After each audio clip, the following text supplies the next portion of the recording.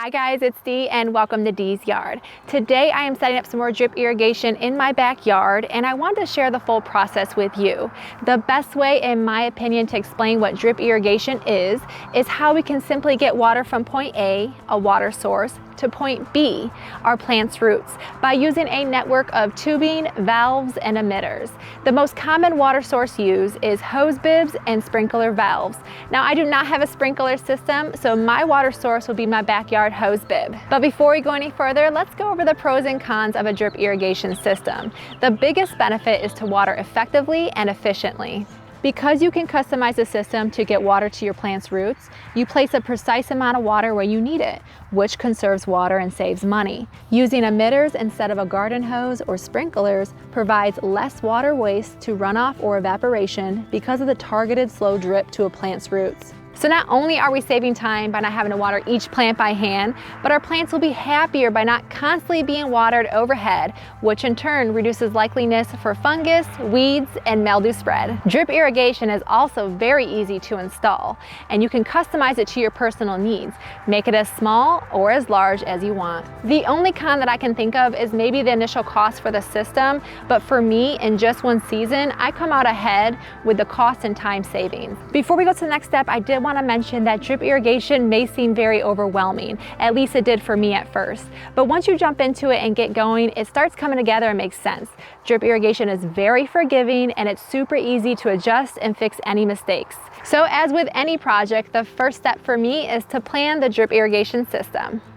No matter how big or how small the size of your irrigation system, these parts are needed to connect to your water source. In my case, I'm starting at my hose bib or outdoor faucet. I already have a hose splitter or four-way manifold. The one I use is by Orbits and can handle 4 attachments. This is where my garden hose attaches, and here's the start of my drip irrigation. Now I use a battery-operated Orbits timer, and I highly recommend getting a timer. I don't set it and forget it. I water based on my plant's needs, but I still need a timer because I'm human and I'll forget it is running. So even though I manually turn it on, this ensures that it turns off when I want it to. And I love the option of being able to set it and forget it if I was going out of town or something. I'm sure you noticed prior to the timer that I have a 3/4 inch water hammer arrestor tee installed, and that is simply a precaution because timers do shut off water abruptly. So this absorbs a shock when flowing water in a piping system suddenly stops. Now I've personally never had any issue with water hammer, but I just want to ensure that the timer gives no damaging effects to my pipes when it does shut off. And I will make sure to link all the products I use down below, including the main company site that I get all of my drip system parts from. The hose splitter or four-way manifold, water hammer arrestor tee, and timer are all optional. My timer has 2 zones, zone 1 and zone 2, and from there all the parts are the exact same. The filter just looks a little bit different. From the timer, the next installed equipment is called a backflow preventer, also known as a hose vacuum breaker.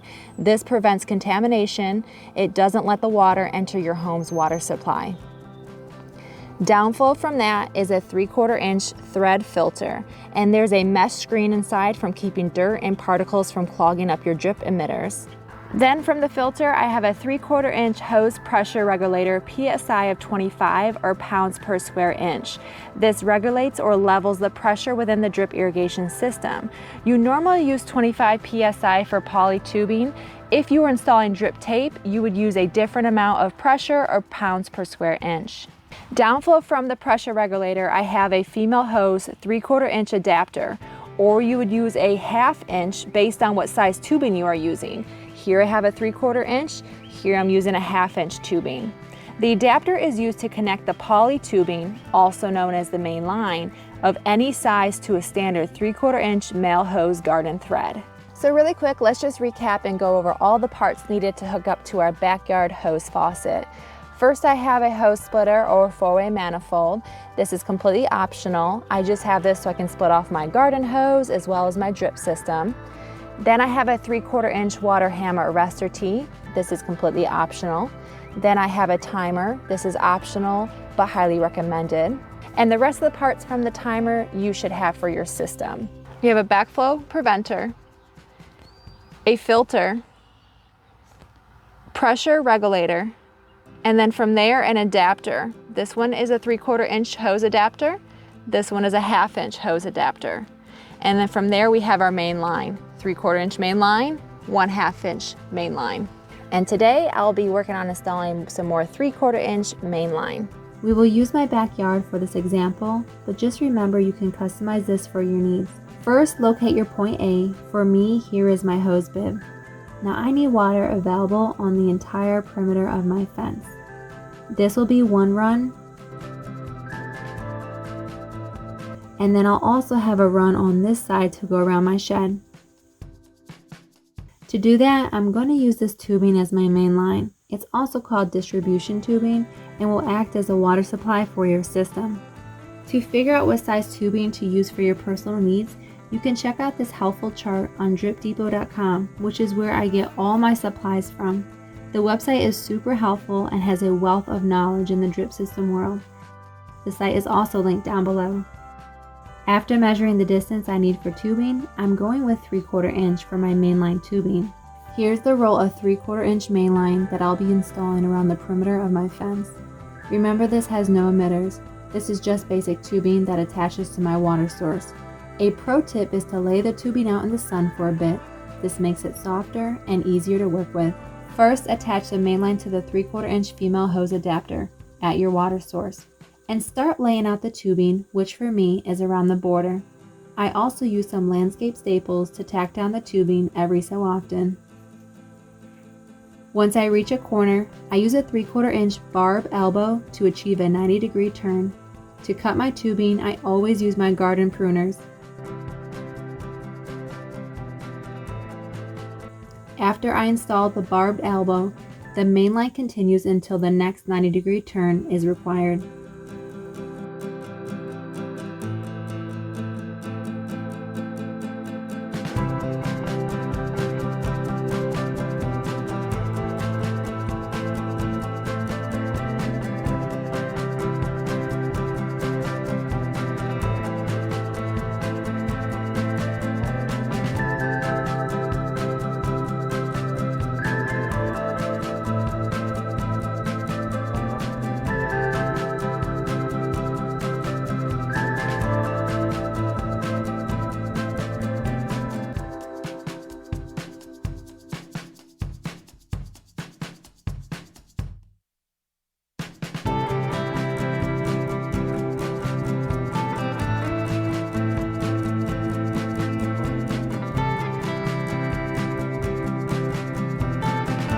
Once I reach the end of my main line, I use my pruners to cut the tubing and I install a Permalock end cap, which makes it very easy to drain the water for overwintering. Now it's time to install my other main line used on the other side of my yard. Remember, I broke my yard up into 2 sections. In order to attach the tubing to the 3/4 inch female hose adapter that is connected to my water source, I have to feed the tubing under my deck to connect.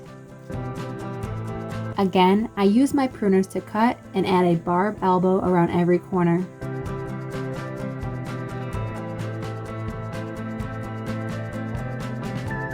Once I ran out of that roll of tubing, I needed a way to connect more tubing, so I use a 3/4 inch barb coupler. If you ever cut any of your tubing, especially by accident, a coupler will do the trick to connect the tubing back together.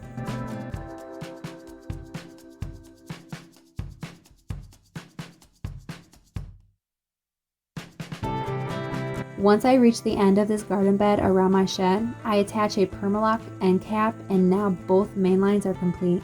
The next part is completely optional, but you can bury the poly tubing in a shallow trench to conceal it as it crosses a path or small section of the lawn. But for longer lengths, especially in high traffic areas, you will probably want to substitute for PVC pipe instead.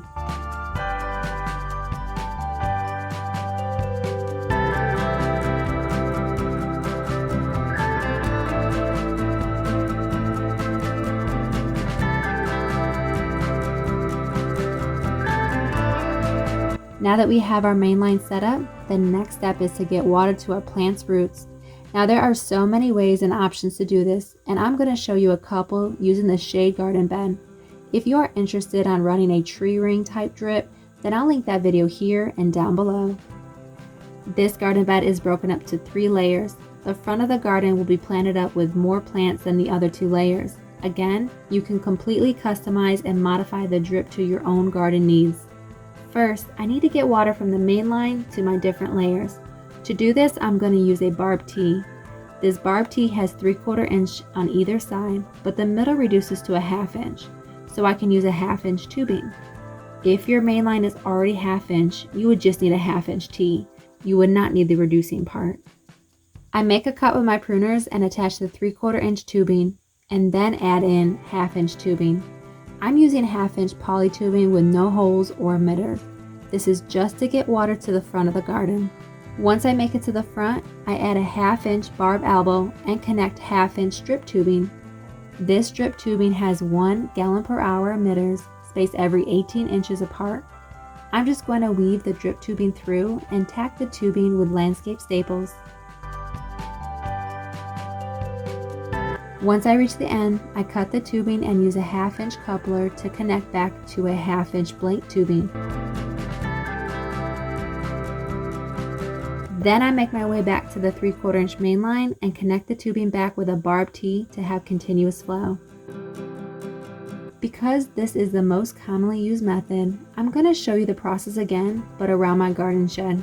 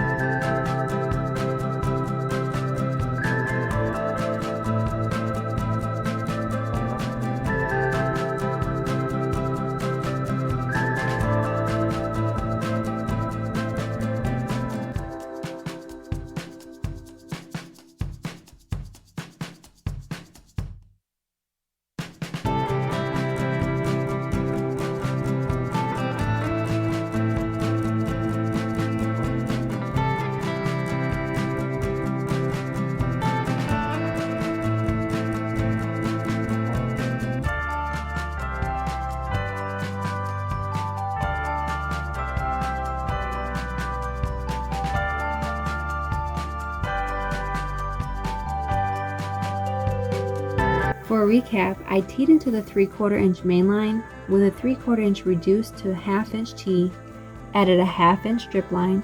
This drip tubing has 1 gallon per hour emitters every 18 inches. Once completed with the drip tubing, I use a 1/2 inch elbow, connect 1/2 inch tubing without emitters, and tee it back to the main line. The other method I want to show you is great to use if plants are spaced further apart and you want to stay water-wise and not water the weeds. I'm back at my shade garden and going to tee into my 1/2 inch tubing that I used to get to the front of the bed. I use a 1/2 inch barb tee and attach more 1/2 inch tubing without any emitters.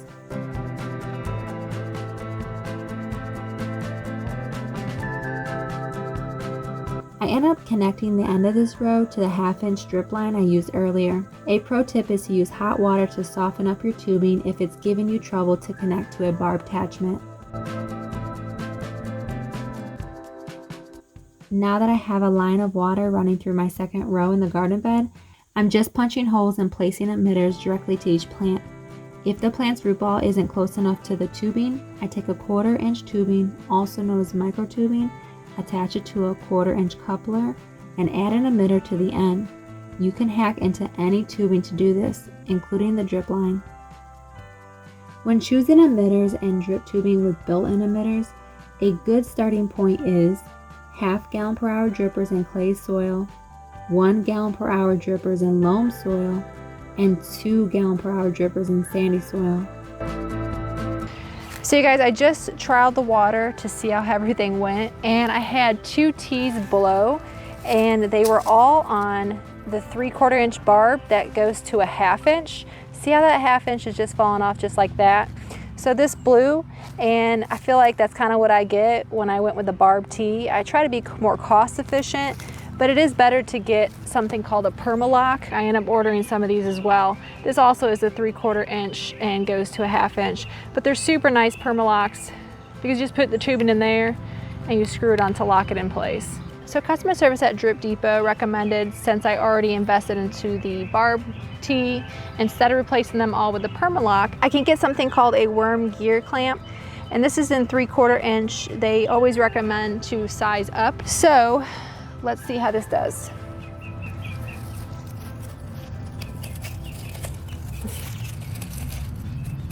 And use a flathead screwdriver to tighten it.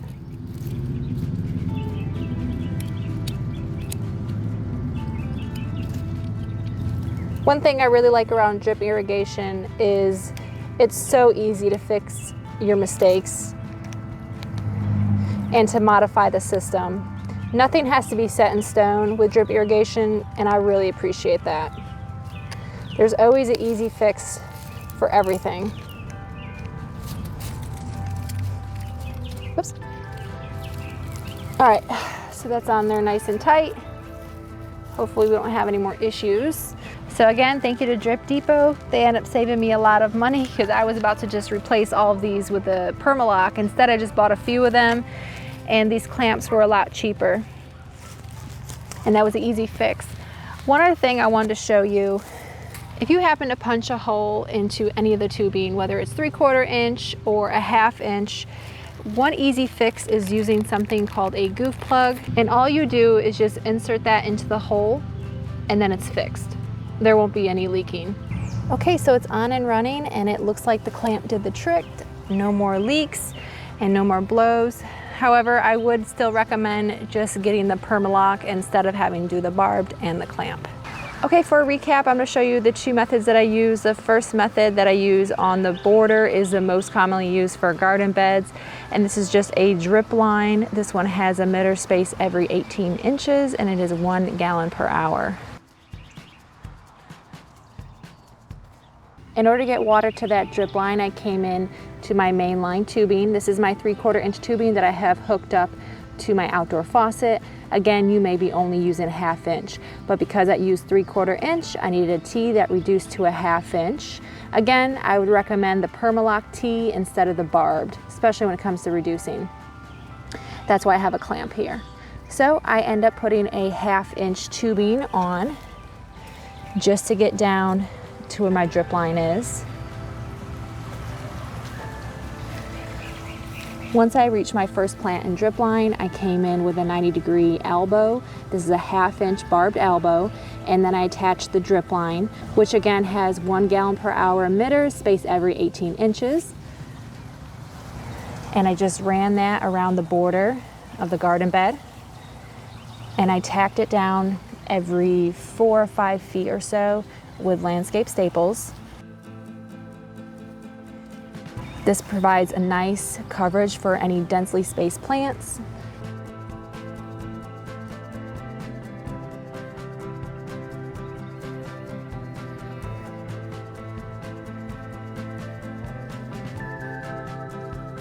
Once I reached my last set of plants, I came in with a 1/2 inch coupler and then added on a 1/2 inch tubing that has no emitters.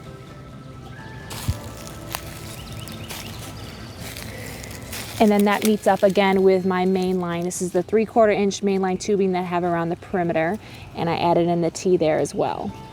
And then if one of your plants seems like it's too far from its root ball, you can come in with a 1/4 inch coupler, add 1/4 inch micro tubing, and at the end, place an emitter. Now I'm going to do a recap on the second method that I use, and I'm just using 1/2 inch Blake tubing that's coming across from one point to the other. I did not use drip line because the plants here are not densely spaced, and I didn't want a lot of water going to waste. So here's my 1/2 inch tubing that went down to the other drip line, and I came in with a 1/2 inch barb tee and added another 1/2 inch tubing. And I just snaked that through the garden bed.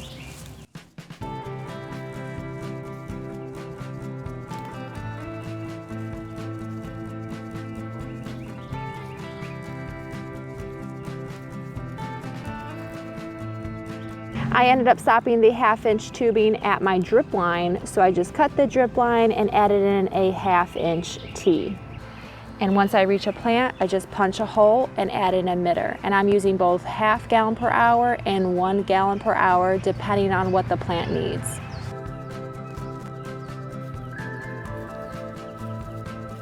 Here's another one, punch a hole, add an emitter. Same thing there. And on any plant that I felt that the emitters were not going to reach the root ball, I just punched a hole, add a 1/4 inch coupler, 1/4 inch microtubing, and then add an emitter at the end.